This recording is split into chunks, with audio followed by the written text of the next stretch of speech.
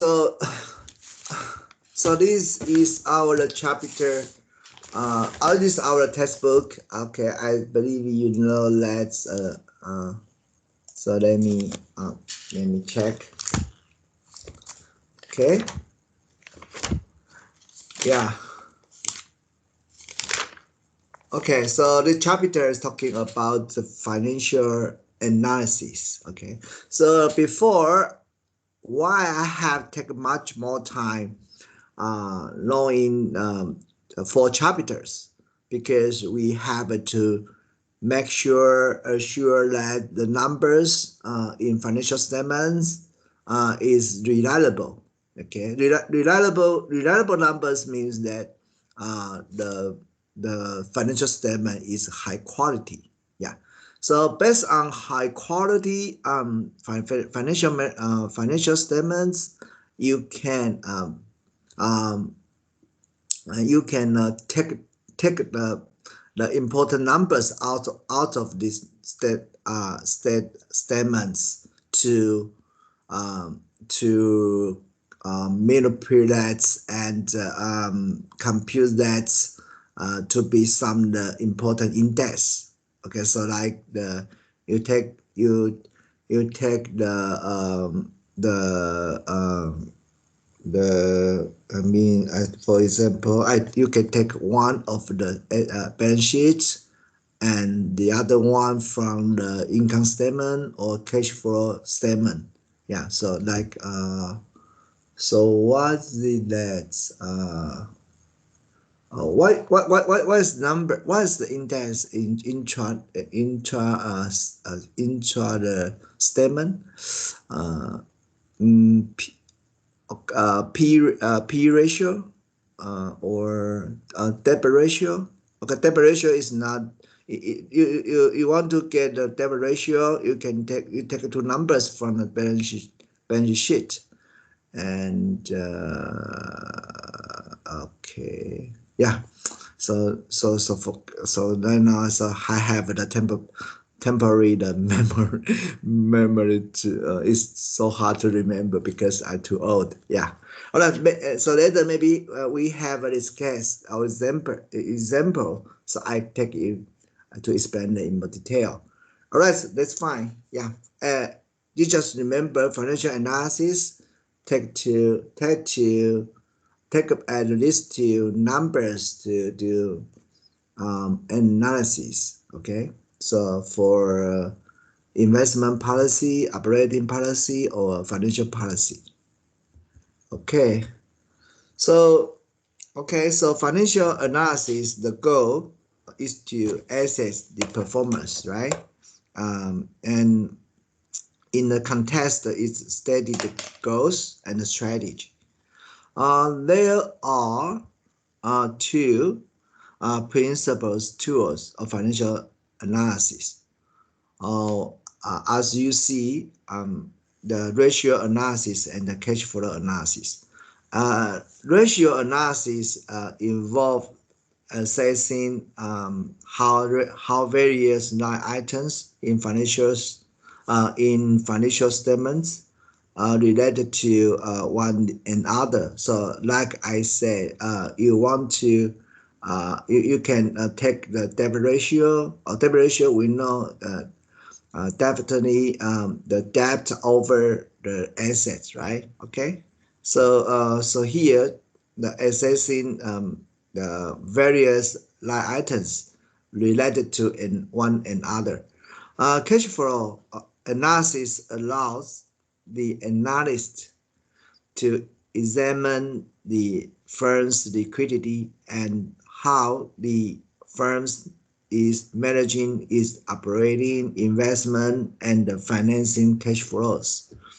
Financial analysis is used in a variety contexts.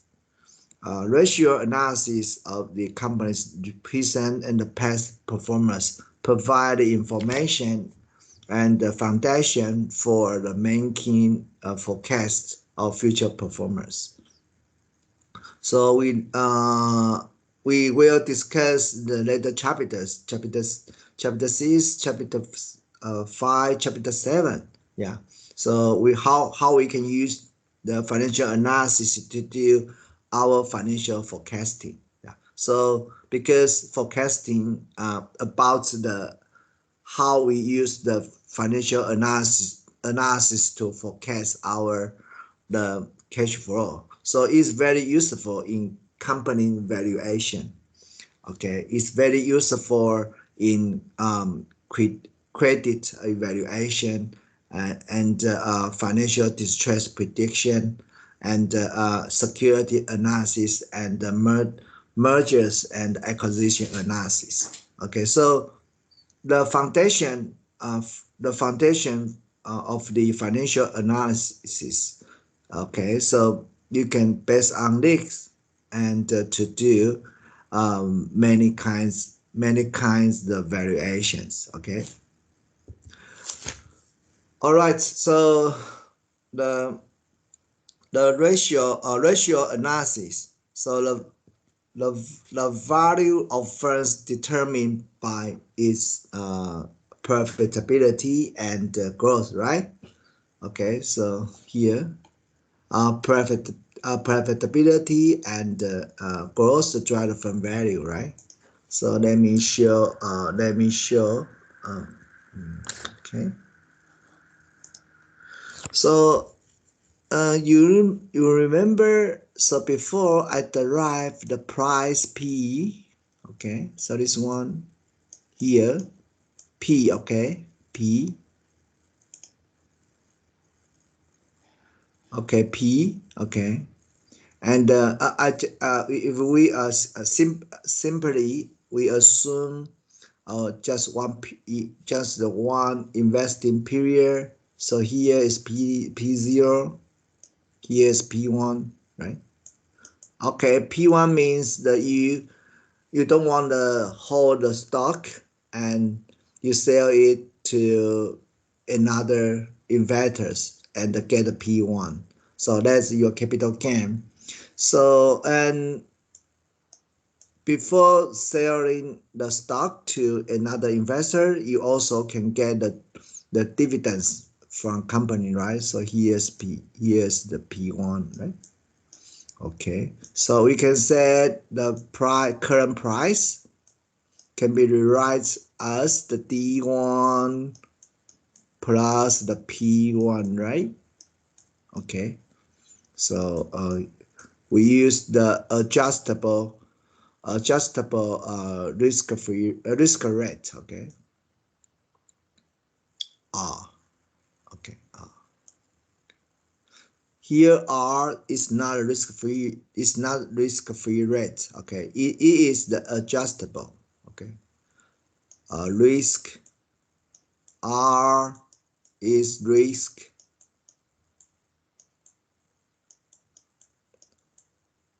adjustable.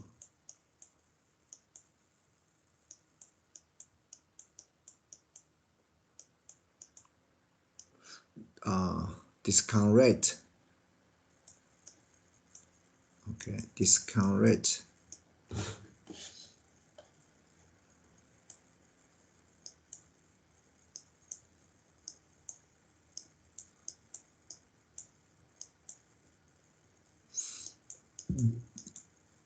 All right. Okay. Yeah. About this, any question?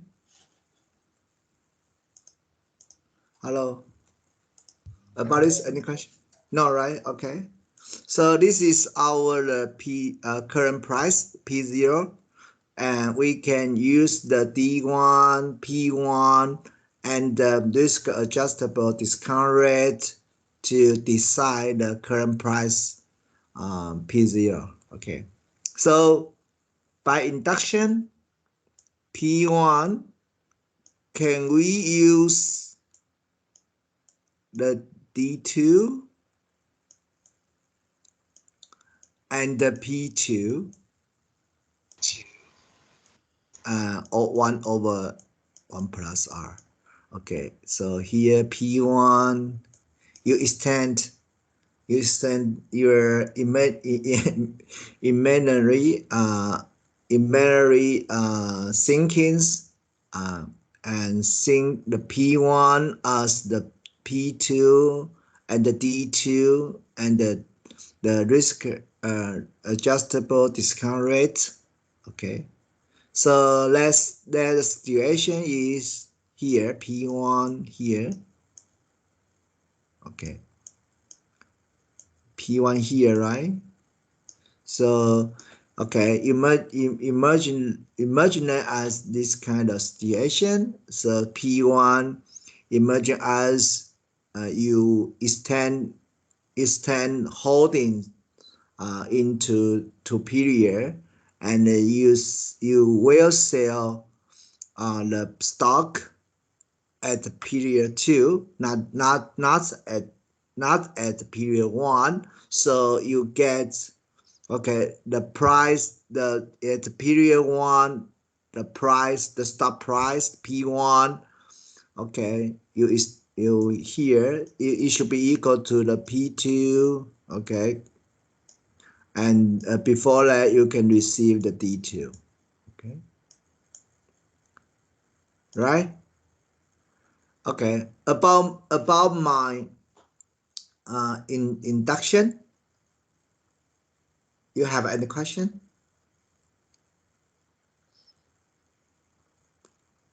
Hello. No, sir. Okay, thank you. And if I can extend one one more period into my decision, so also I can extend more and more the periods, right? So P2, okay, can emerge that as the D3 plus the P3, right? 1 over R, right? 1 plus R, okay. And P4, okay, a P3 can emerge in that, okay, the D4 plus the P4, okay, or 1 over plus R. All right, okay, so I rewrite that again, the P0, the D1 plus P1, 1 plus R, and the second equation, imagine that the investors hold the stock price 2 periods. So the here 1 plus R, here 1 plus the D2 plus B2. Okay, I substitute the D2 plus B2 over 1 plus R, okay, for P1, right? So we have, okay, a little after a little arrangement, we have the D1 1 plus R, okay, D2 1 plus R 2, here P2 1 plus R2, okay, yeah, and then, okay, further, so D1, okay, I keep, and D2 I keep.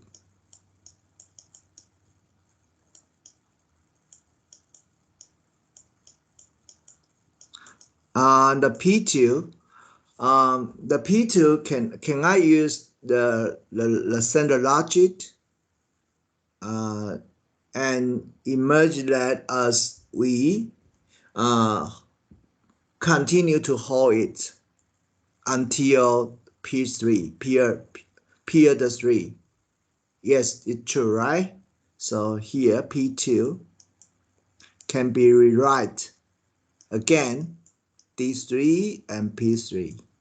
Okay, yeah, 1 over R. Okay, here 1 plus r squared. Okay, so the third equation, for equation, okay, I use the same logic again. So here, consequently, d1, d2, d3, okay, 1 plus r, 1 plus r squared, 1 plus r,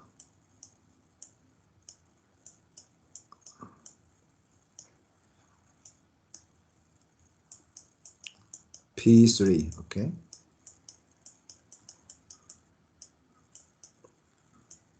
Okay, yeah, all right. So, and if we hold stock until forever. So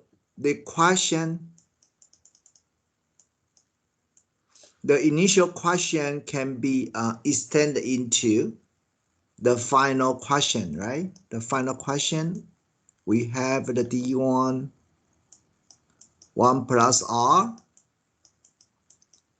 D2, 1 plus R squared. Okay, until, okay, here the dt 1 plus r power to t and plus, okay, this, yeah. And the last item we know the p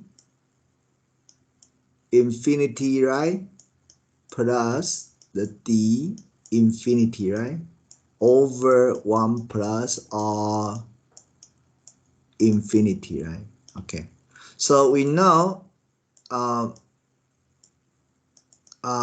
p sub squared infinity and the d sub squared infinity, we know it is a finite number, right?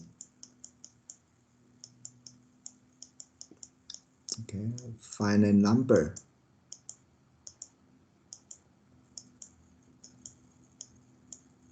So in your denominator, this is infinite number, right?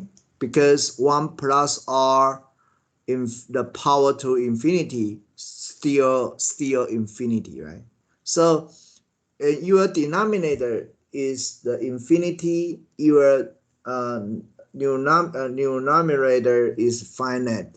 So finite divided by infinity, the answer is 0, right? So here is 0. Okay. Okay, so your question here, okay, and if we said or the company is or the company has the prospective opportunity for its future, so we can set the every period after running after running every time, so they can earn more earnings, right? So more than, okay, I mean the more than earnings more than before. Okay, more than before.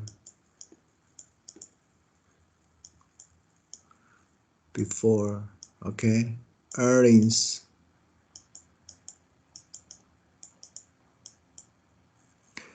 because they have a prospective opportunity in future. Okay, yeah, so this is your continuation value. Okay, so if we have more earnings than before, every year. So we can write the D2 at the period 2. Okay, can write equals D1 times 1 plus G. Okay. So why I can write this? Because we have more earnings every year, and we distribute more earnings to the investors by dividends. So at the day 2, then at the day 1, you can receive more dividends from than before, right? The dividend at the dividend at the day 1. Okay, so the more, then I use the G. Okay, G is the growth rate. Okay, growth rate. That means after the running the company well, you can have the positive, the growth rate, then you appear in the dot tree. Okay, so I use the D2 over the D1, yeah, by the D1 times 1 plus G. Okay, and by induction, so D3, right? The D2, okay,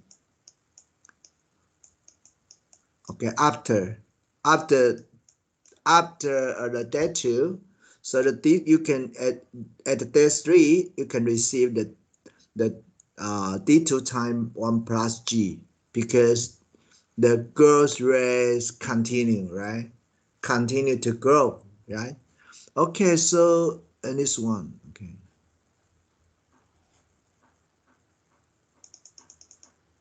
So I can rewrite that again. So D1 1 plus R here. Okay, the D1 1 plus G. Okay, here 1 plus R square. Okay, so these 3, okay, as you see that here, D2 times 1 plus G can be expressed as the D1 times 1 plus G, right? And 1 plus G, okay? Actually, it is the D1 times 1 plus G square, right? Okay, so here, D1 1 plus G square 1 plus R power to 3, okay, X. And it's obvious, right? So the property ratio, okay, the property ratio is the 1 over 1 plus G over 1 plus R, right? Okay, so I use the formula, the infinite series. We have the outcome, its outcome. We have the item 1. Okay, item 1, we know the D1 1 over plus R, and 1 plus the property ratio. Okay, the property ratio is 1 plus G over 1 plus R. Okay, so the final outcome, so you have the risk adjustable discount rate minus the growth rate in your denominator, and in your numerator you just left the D1. Okay, right. Okay, any question about my derivation of the stock price, the formula? Hello, any question? No, sir. Really? Yeah. Really? Okay. So the price P, okay, can be rewrite, okay. Current price P can be rewrite D1 plus P1 1 over R, or D1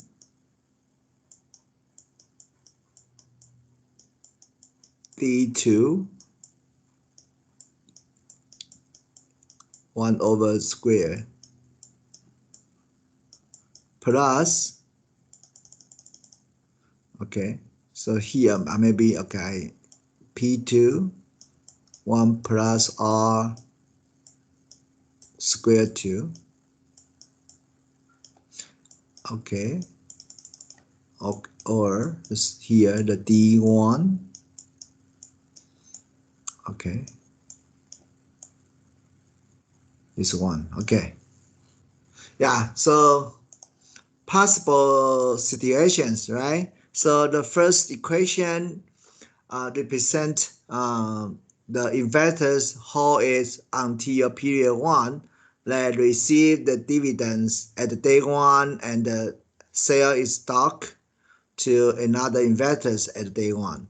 The second equation means the investor hold it until the period 2, they can receive the D1 and D2 in different period, and at the day 2 they sell the stock to another investor. Okay, so the last equation represents that the investors hold it until forever, and the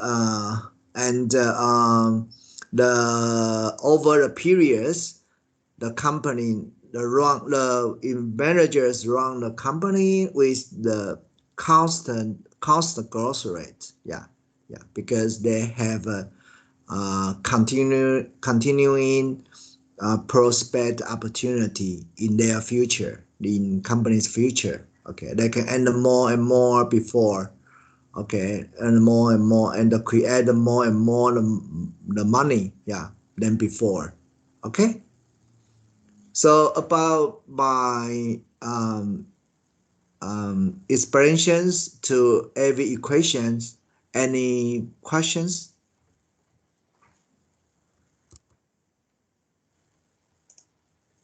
Hello.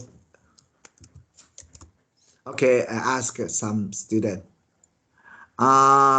In dry, okay, are you here?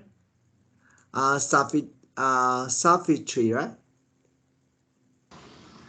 Yes, sir. Hi. So why I spend the time explaining and deriving these equations in my whiteboard? Why I do this? Okay. Sorry, sir. Why I derive these equations spending by spending the class time? Why? So why I do this?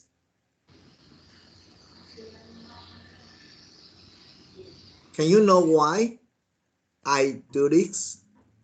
I mean that you really know my purpose. Because you explained the chapter. Chapter, right? For this chapter, right? Yeah, very good. Yeah, that's right. So because the chapter 5, okay, here there's the profitability and the growth, the drive from value. Okay, so here this is your growth rate, right? G, okay, and the D, that's your profitability, right? Okay,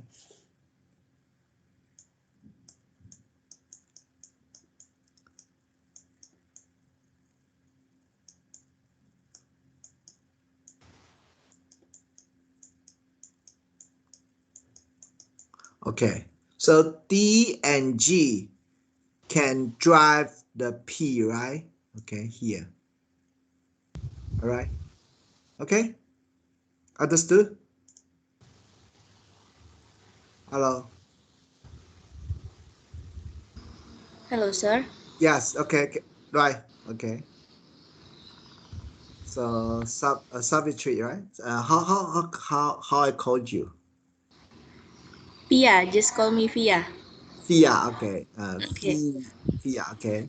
So right. Okay. So because in our PPT, they say the predictability and the growth drive from value. So means here, the D and the G drive the P. Okay. Via, right?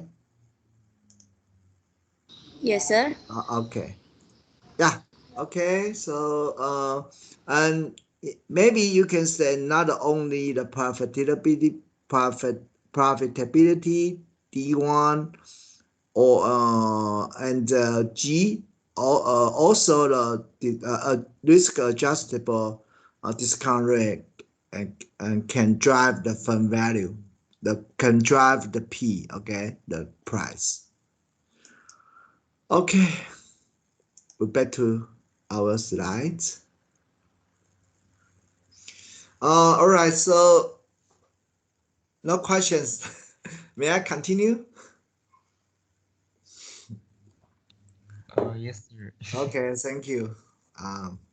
Yeah, so in other words, the value of firm is determined by its the profitability and the growth, right? So as the shown in before, the firm's growth and the profitability are influenced by its product market and the financial market strategies. The product market strategy is implemented through its operating strategy and the competitive the strategy and the investment strategy.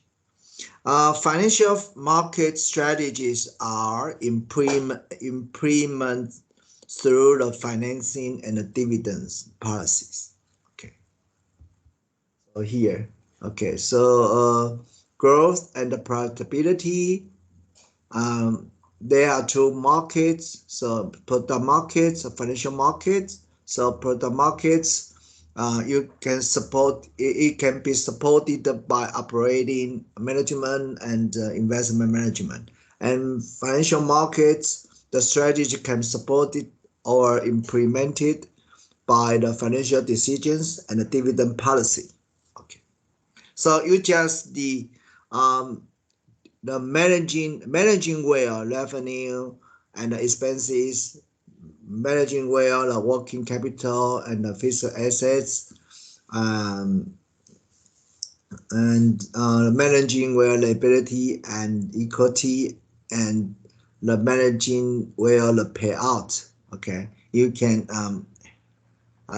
to obtain the good growth and the profitability than your peer. Okay, in the center tree. Okay, so the objective, the ratio, financial ratio analysis is to evaluate the effectiveness of firms the policies in each of these areas. Effective ratio analysis involve relating the financial numbers to that underlying business factors in as the much detail and as possible. While the ratio analysis may not give all analysis to analysts regarding the firm's performance, it will help the analyst frame questions for further probing.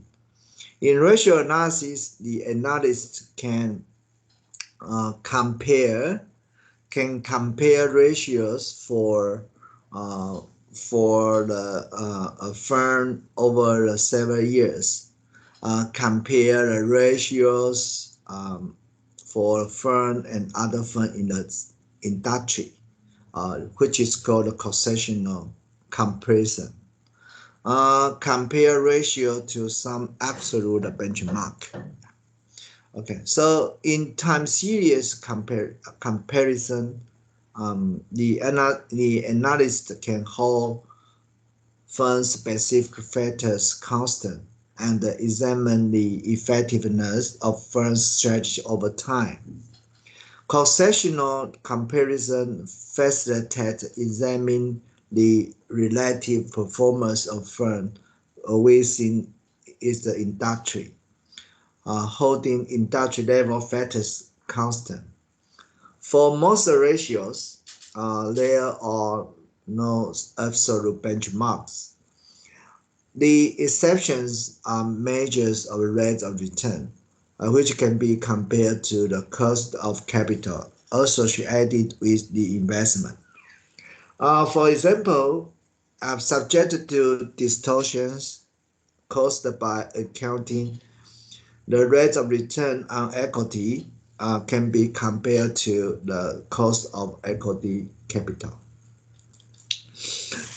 Okay, yeah. So the discussion. We can use some example. Okay, like HMM in the desk and other industry peers. Here, okay, we will illustrate these approaches using the example, the apparel retailers, so like the HMM, like the Interdesk.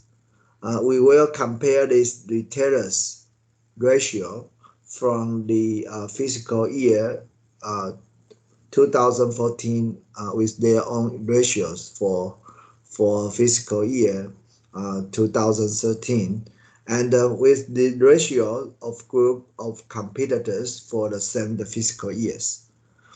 Following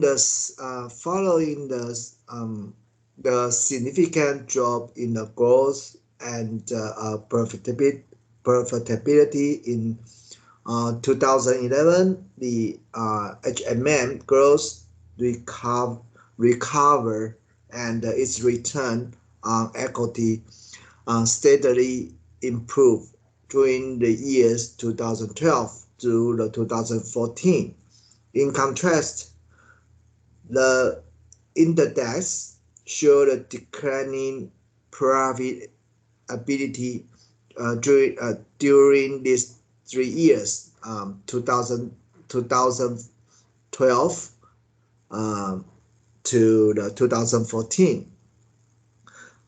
Analyzing the company's performance over time therefore allow us to assess which factors contribute to the retailer's changing financial performance.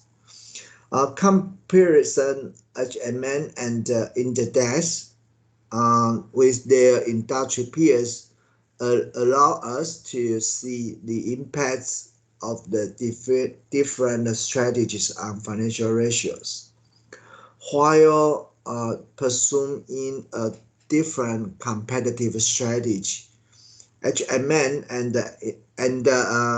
Interdesk also follow different investment and financing strategies than many of their industry peers.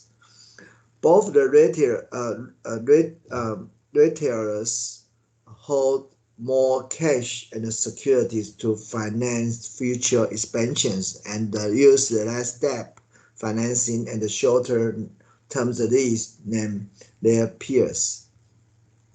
Further, they also small their production and invest less in inventories. We will illustrate how this difference among the companies affect their ratios. We will also try to see which strategy is delivering the better performance for shareholders. Okay. In order to facilitate replication or ratio calculations, we present that in our the appendix. Okay, so you have interest that you can see our appendix. Okay, so this kind of okay, right. Any question? Okay, so we get starts. Okay, we get start is from the last the table. So here table 5.1. This our starting point. Okay, from the ROE. Okay, this is our definitely defined, right? Okay, so profit or loss from the income statement, the shareholders equity from the balance sheet. Okay, so this is the system mathematical analyze the performance index. Okay, so obviously, right? So here compare before, so 2014 compared to the 2013. So it's ROE a little larger, right? A little larger than the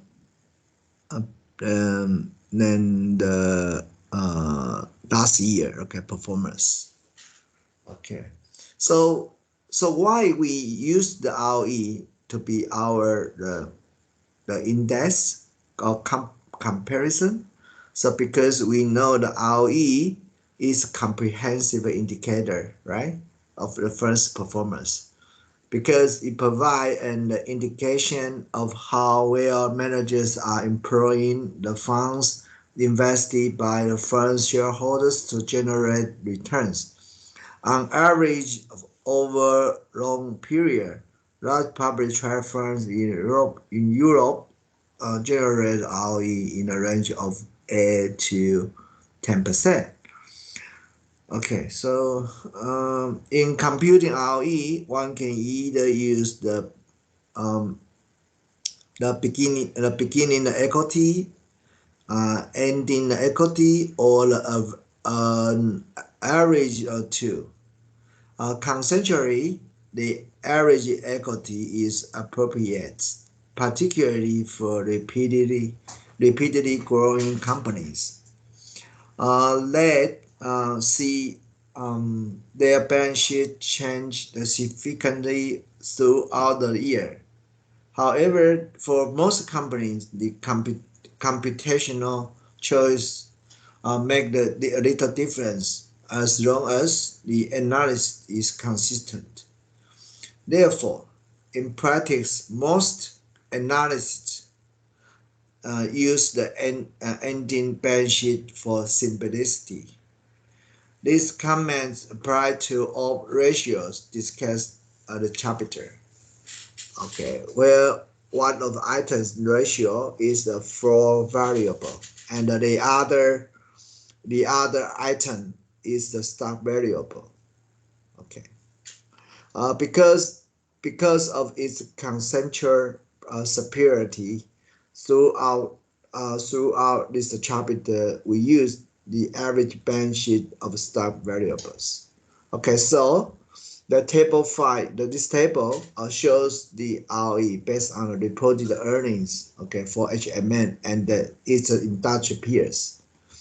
Okay, so HMM's ROE increased from the 38.5 to 41.3% between the 2013 and 2014, right? Suggesting that the company has been able to capitalize on the improving market conditions. Compared to historical trends, ROE in the European economy, HMN earnings performance in 2014 can view as being significantly above average. Further, its ROE in 2014 is the more than adequate to cover reasonable estimate of cost of capital, equity capital. Okay, so next we want to get more information. We can do something meaningful. So we can decompose the profitability, okay, by the traditional approach.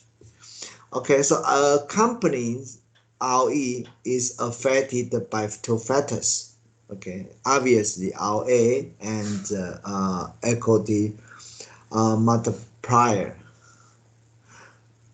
How a profitability employee is assets and how big the firm's asset base is relative to shareholders' investment. To understand the effect of these two factors, ROE can be decomposed into ROA and the measure of financial leverage, equity multiplier. So ROA tells us how much profit a company is able to generate for each euro asset invested. The equity multiplier indicates how many euros asset the firm is able to deploy for each euro invested by shareholders. Okay, so the ROA itself can be composed as a product of two factors. Okay, so here, so this one, sorry, ROA. Okay. So okay, so one is the ratio of profit or loss to revenue, which is called a net profit margin, and the ratio of revenue to total assets known as the asset turnover. The profit margin ratio indicates how much the company is able to keep as profits for each euro of the revenue it makes. Asset turnover indicates how many euros of revenue the firm is able to generate for each euro of its assets. Okay, so the table displays three drivers. Okay, here drivers, here asset turnover, net profit margin. Okay, compose the return on assets. Okay, so last is the financial leverage, equity multiplier. All right. Okay.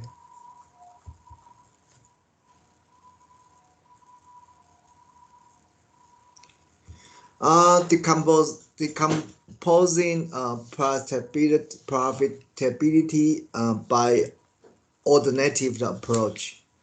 Okay. So even though the above approach is popularly used to decompose a firm's ROE, it has several limitations.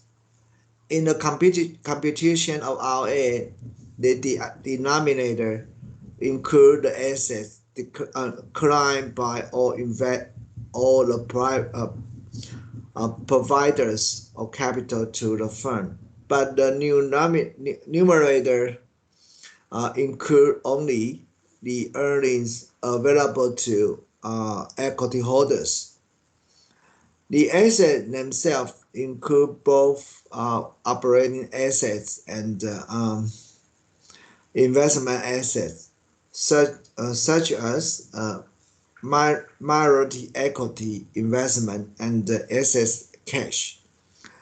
Further, profit or loss include profit from operating and investment activities, as well as interest income and expenses, which are consequence of financial decisions. Often, it is useful to distinguish between these source of performance for at least three reasons. First reason, as we will see in chapter 6 through 8, varying operating assets require different tools from valuation investment assets. Specifically, financial statements include much detailed information about financial and the risk consequence operating activities, which enables the analyst to take an informed approach to analysis and evaluation such activities. In contrast, what compress the investment asset and drive their profitability is often not easily identified from financial statement, thus forcing the analyst to use the shortcut method or rely on a firm's own fair value disclosures to assess the value of such assets. Operating investment and financing activities contributes differently to a firm's performance, and the value and their relative importance may vary significantly across time and firms. For example, as we will show this chapter, whereas close to 22% of index business assets consist of investment assets that earn an average return of less than 1.5%. The retailers industry peers have only 8% of their capital invest such low performance investment assets. Missing the operating with investment assets would obfuscate the effects the investment have on retailers' performance. A further increase in financial statement may not only have a direct positive effect on equity return on equity, but also an indirect measure or effects through the increasing financial risk and the borrowing cost. The traditional decomposition of ROE does not make this implicit. Whereas the equity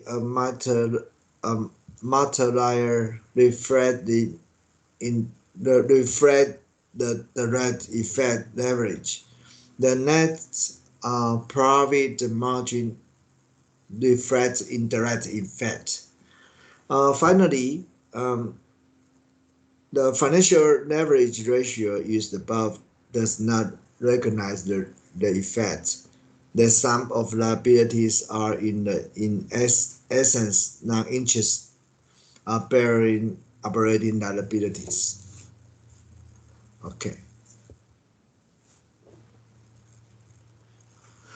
So these issues are addressed by an alternative approach to decomposing ROE discussed here.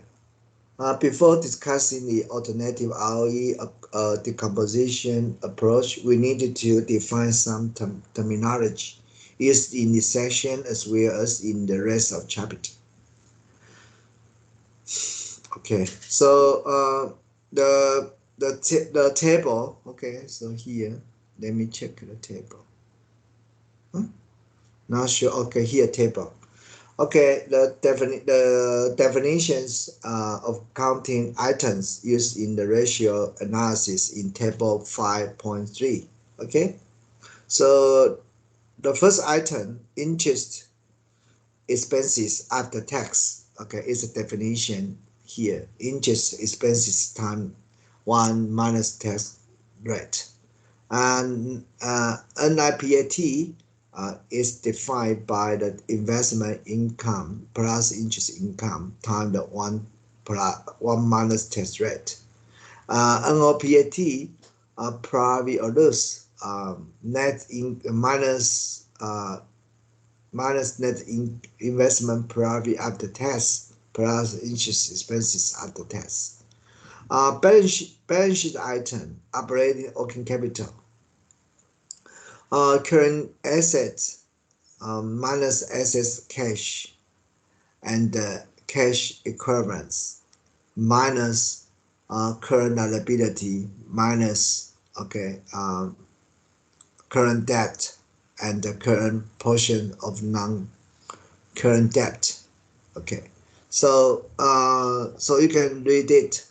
Okay, so and we're back to here. So the detail okay, so the NOPAT plus the numerator replaced by NOPAT and NIPAT. Yeah, okay, this is your income, right? And your denominator replaced by business asset. Okay, and the next equation we insert operating assets in denominator. We also insert operating assets in denominator of the second item. Okay, so here also we insert investment assets in the first item and the second item, different position. Okay, so this one NOPAT over operating assets is defined by the this is our operating assets. Okay, and this one, okay, operating assets over the business assets. So this one, okay, we here this one is the return on investment assets. Okay, this one is investment. This one, so you can see that this is average weighted of the business, the operating to business, operating and the investment asset to business assets. Okay, and you can continue to decompose it, okay, by using appropriate item. Okay, so here we insert sales, okay, in the our return and return on operating assets. Okay, to create the two items. So this item and this item. Okay. Yeah. So any question? Yeah. All right. So this to separate the effects on profitability of firm's investment from its operating.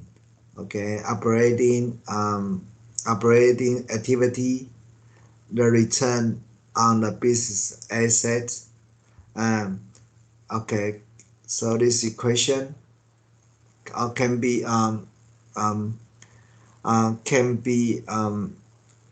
split up into this. Okay, in words, the return, okay, here return on the net operating asset can further compose into the NOPAT margin and the operating asset turnover.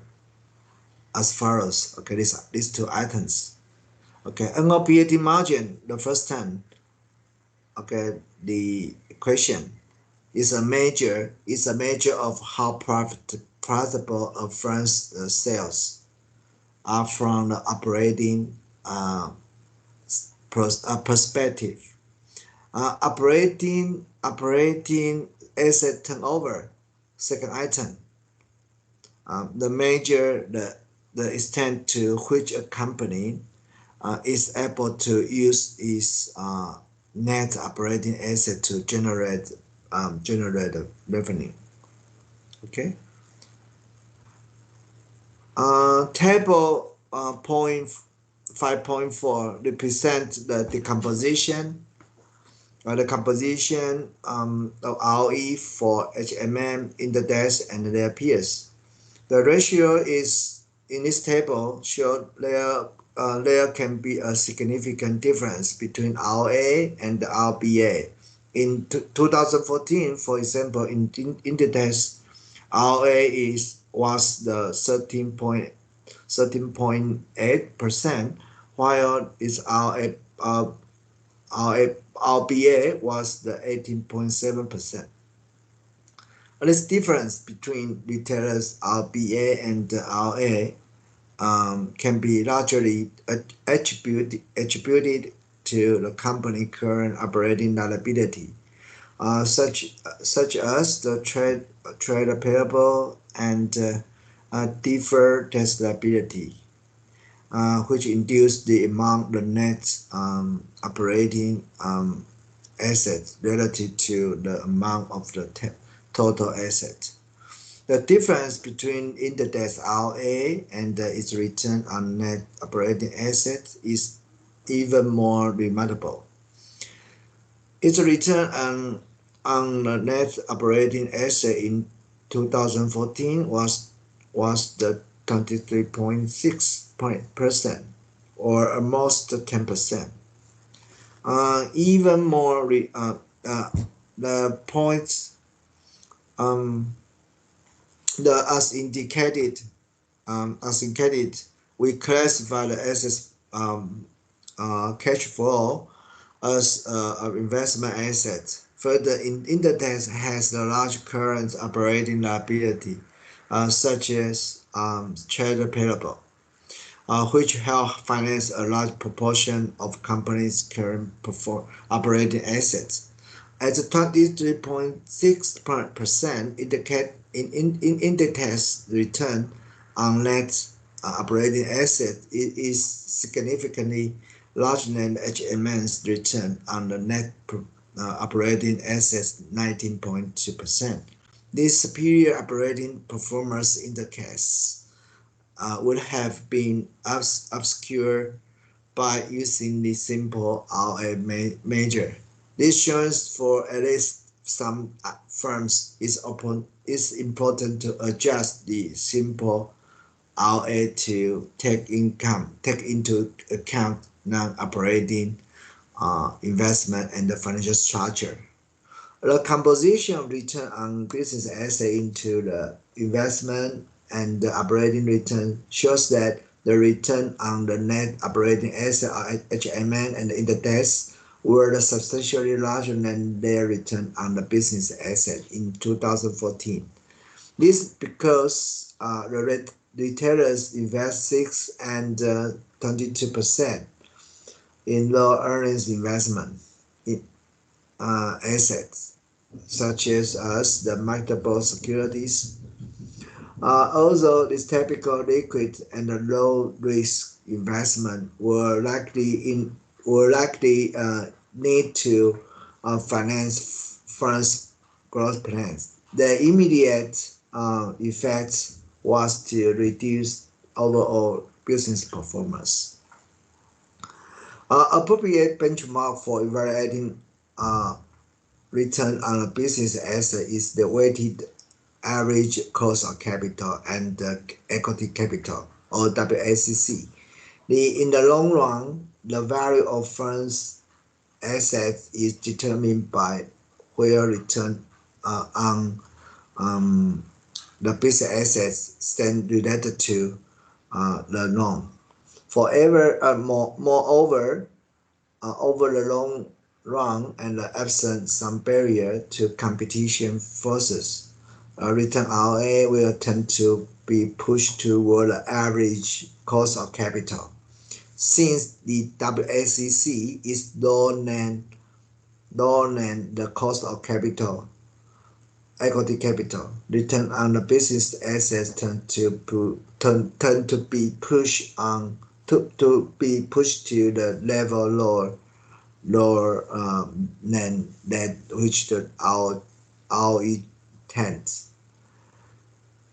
In 2014, HMN saw its NOPAT margin and operating asset turnover remain flat at levels below those of indexes.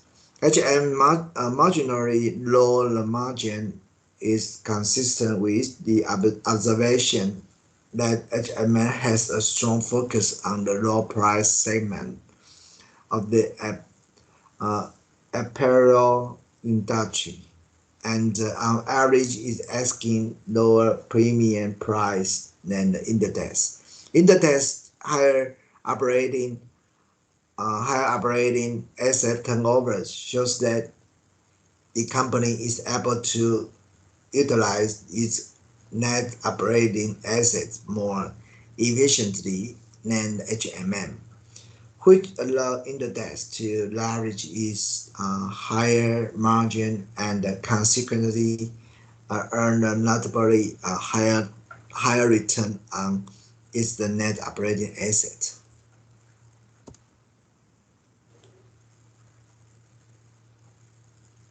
Okay. So any question? No question, we take a break. Okay, the 5 minutes.